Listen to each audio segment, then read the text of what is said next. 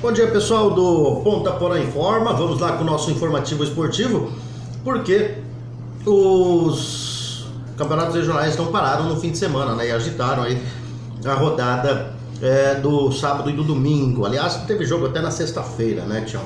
Mas aqui no Mato Grosso do Sul, 2 jogos não teve bola rolando, né?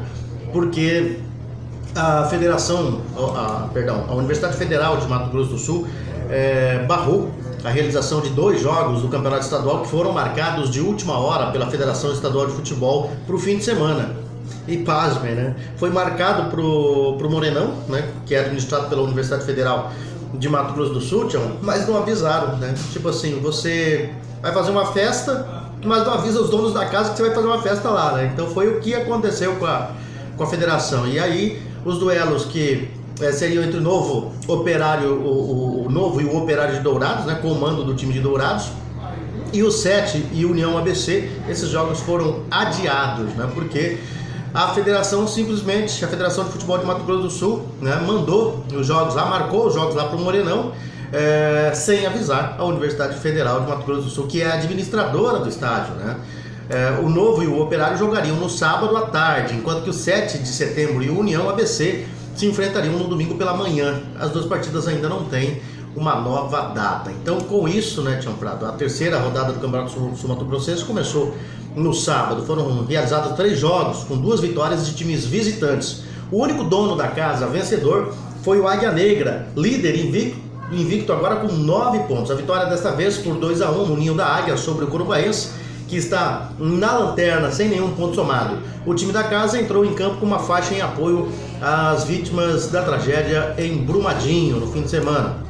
Lá em Chapadão do Sul, lá no Chapadão, né, como o pessoal gosta de dizer, no Chapadão, o Costa Rica surpreendeu o anfitrião com uma vitória por 2-1 no clássico lá da região. Conquistou a primeira vitória no estadual. Agora está na terceira colocação com 4 pontos, enquanto que o adversário caiu para 7º com 3. Outro visitante que levou a melhor foi o Aquidauanense, né, que com uma vitória por 1-0 sobre o Comercial no Morenão, acabou estando aí na vice-liderança, chega à vice-liderança com 7 pontos. O Comercial é o 4º com 4 pontos ganhos. Então, resultados do fim de semana: Cerque em casa, lá em Chapadão do Sul, perdeu pro Costa Rica por 2-1. O Comercial foi derrotado pelo Aquidauanense no Morenão. A Águia Negra ganhou do Corumbaense no Ninho da Águia por 2-1. Urso e Operário completam essa terceira rodada no dia 6 de fevereiro, né? Em jogo que ainda tem local a se definir, né? Se a Federação de Futebol de Mato Grosso do Sul não continuar com essa palhaçada. Eu acho estranho, né? Para não dizer coisa pior, para não falar em desorganização, em incompetência, essa forma com que a Federação de Futebol do Mato Grosso do Sul trata o futebol, né? Parece aquela política do quanto pior, melhor. Se você tem como presidente de uma liga 20 clubes, ou 12 clubes, ou 10 clubes, você já tem que avisar os clubes, já tem que se antecipar, pedir os laudos dos estádios que serão sedes dos jogos, né? Se não tiver o estádio apto, tem que ter um plano B. E a Federação de Futebol simplesmente não tem nada disso, né? É uma bagunça total. E aí, tendo um estádio liberado pela Universidade Federal de Mato Grosso do Sul, ainda marca as partidas sem avisar, né?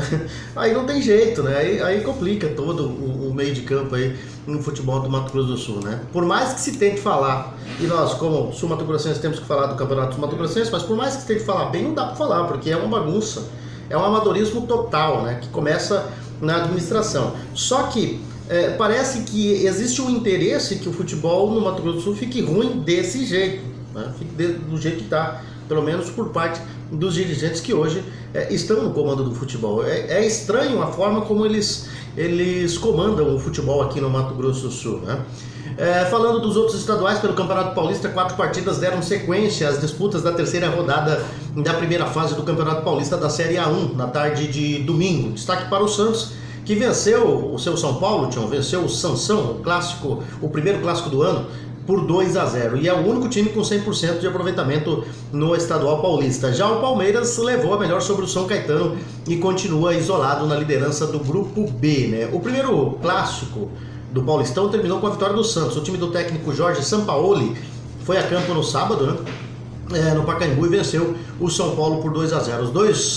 Os dois eram os únicos 100% de aproveitamento, portanto restou apenas o time do Litoral como detentor dessa marca.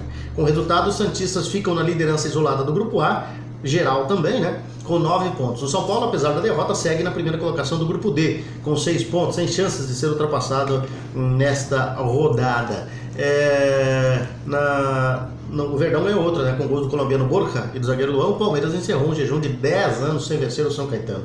O placar na Anacleto Campanella foi de 2-0. Invicto no campeonato, o Alviverde chegou aos 7 pontos e está na liderança isolada do Grupo B, na frente de Novo Horizontino, Mirassol, Ferroviária. Já o Azulão ainda não ganhou e estacionou no 1 ponto, amargando a lanterna do Grupo A.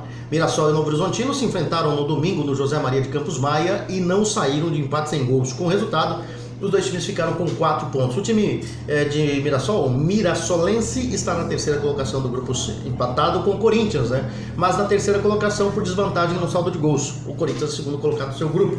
O Novo Horizontino fica na segunda colocação do Grupo B, com 4 pontos.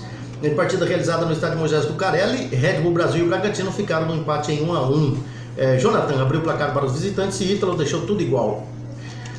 Os resultados do campeonato, da rodada, que começaram no sábado, né, com o Guarani perdendo em casa para o Oeste por 2-1.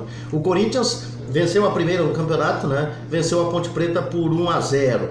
O Santos fez 2-0 no São Paulo, o São Caetano perdeu para o Palmeiras por 2-0, o Mirassol empatou com o Novo Horizontino em 0-0 e o Red Bull Brasil empatou com o Bragantino em 1-1. Hoje tem 2 partidas para completar a terceira rodada do Paulistão. O Ituano, lá no Novelli Júnior, enfrenta o São Bento, jogo marcado para as 16h30, horário do Mato Grosso do Sul.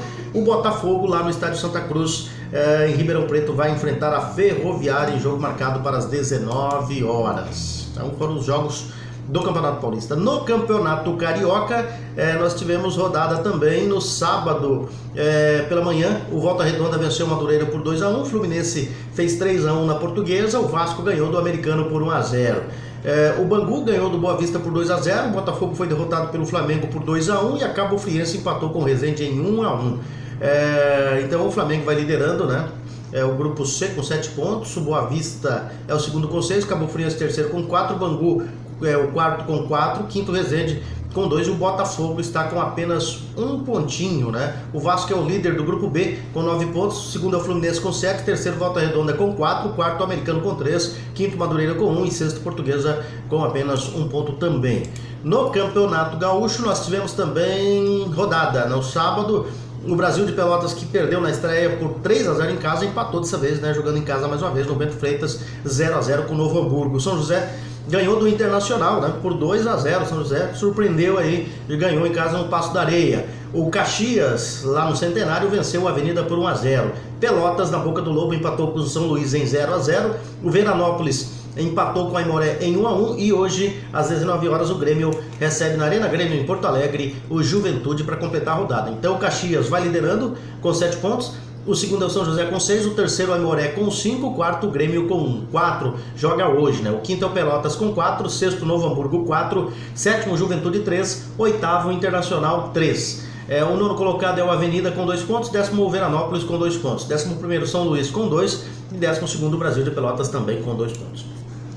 São essas as informações, né, Tião Prato? Nós voltaremos aí no decorrer da semana, né, se Deus quiser, para que a gente possa trazer mais informações esportivas para você. Tem as informações aí da Liga de Esportes, né, da Liga de Futsal de Ponta Porã, que nós comentamos aqui na sexta-feira, e que deve ter aí uma convocação dos dirigentes das equipes para um possível campeonato, para pelo menos organizar, né, reorganizar a Liga Ponta Poranense de Futsal. Então temos muito o que falar durante a semana, além dos campeonatos regionais que nós temos no Brasil, com bola rolando.